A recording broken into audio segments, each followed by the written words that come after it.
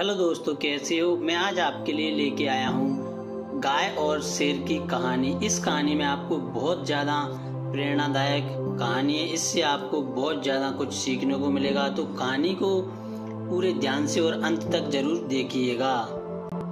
एक पहाड़ी के नीचे रामगढ़ नाम का एक गांव था। गांव के सारे जानवर हरी घास खाने के लिए सुबह उसी पहाड़ी के ऊपर बने जंगल में जाया करते थे और शाम होते हुए भी वो लोग सब घर वापस आ जाया करते थे। हर दिन की तरह लक्ष्मी नाम की एक गाय अन्य गायों के साथ उसी पहाड़ी के जंगल में घास खाने के लिए गई। वह हरी घास खाने में इतना ज्यादा व्यस्त थी कि वह धीरे धीरे उसे पता ही नहीं चला और वह शेर की गुफा के पास जाकर पहुंच गई। शेर अपनी गुफा में सो रहा था और वह पिछले 2 दिनों से भूखा भी था। जैसे ही लक्ष्मी शेर की गुफा के पास पहुंची, गाय की खुशबू से शेर की नींद खुल गई और वह धीरे धीरे गुफा के पास बाहर आया और उसने देखा कि गुफा के बाहर गाय खड़ी हुई है और शेर खुश हो रहा था। मन ही मन सोच रहा था कि आज तो 2 दिनों की भूख मिट जाएगी। वह इस तंदुरुस्त गाय का ताजा मांस खाएगा और यह सोचकर उसने तेज दहाड़ लगाई और इतनी दहाड़ को सुनकर उसकी गाय बहुत ज्यादा डर जाती है। जब वह अपने आसपास देखती है तो वहाँ दूर दूर तक उसको गाय को कोई भी नहीं दिखाई देता और दूसरी गाय दिखाई नहीं देती है। तो जब वह हिम्मत करके पीछे मुड़कर देखती है तो उसे सामने शेर खड़ा हुआ दिखाई देता है। उस शेर ने लक्ष्मी को देखकर फिर से दहाड़ लगाई और लक्ष्मी से कहा मुझे 2 दिन से कोई शिकार नहीं मिला, मैं भूखा हूँ, शायद इसलिए भगवान ने मेरा पेट भरने के लिए आपको भेजा है। आज मैं तुझे खाकर अपनी भूख को शांत कर लूंगा।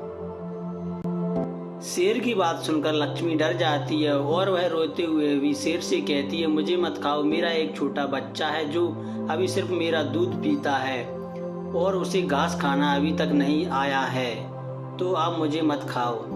लक्ष्मी गाय की बात सुनकर शेर हंसते हुए बोलता है तो क्या मैं अपने हाथ आए शिकार को ऐसे ही जाने दूं?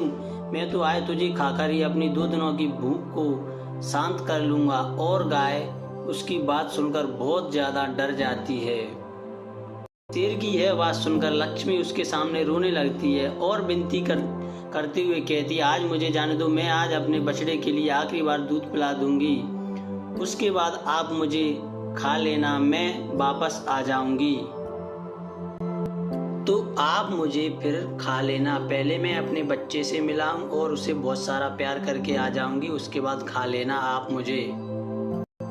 तो शेर कुछ देर तक उसके बारे में सोचता है और फिर उसके बाद कहता है कि लक्ष्मी की यह बात सुनकर शेर मान जाता है और धमकी देते हुए कहता है अगर कल तू नहीं आई तो मैं तेरे गांव आऊँगा, फिर तुझे और तेरे बेटे को दोनों को मैं पूरी तरह से कच्चा चबा जाऊंगा और मैं दोनों को खा जाऊंगा। लक्ष्मी शेर की यह बात सुनकर खुश हो जाती है और अब शेर को अपना वचन देकर अपने गांव चली जाती है। वहां से सीधे अपने बछड़े के पास जाती है, उसको बहुत सारा दूध पिलाती है और बहुत सारा प्यार करती है।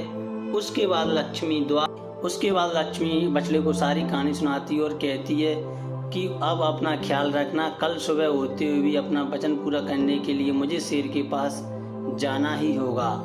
उसके बाद गाय वहां से दोबारा जंगल के लिए आती है और शेर के सामने जाकर पहुंच जाती है। तो गाय बोलती है मैं अपने वचन के अनुसार तुम्हारे पास आई हूँ, अब आप मुझे खाकर अपनी भूख को शांत कर लीजिएगा शेर महाराज। तो शेर ने गुफा से निकलकर और भगवान के अवतार में प्रकट होते हुए भी वह लक्ष्मी से कहता है कि लक्ष्मी मैं तुम्हारी परीक्षा ले रहा था और लक्ष्मी तुम हमारी इस परीक्षा में पूरी तरह से सफल हो जाती हो।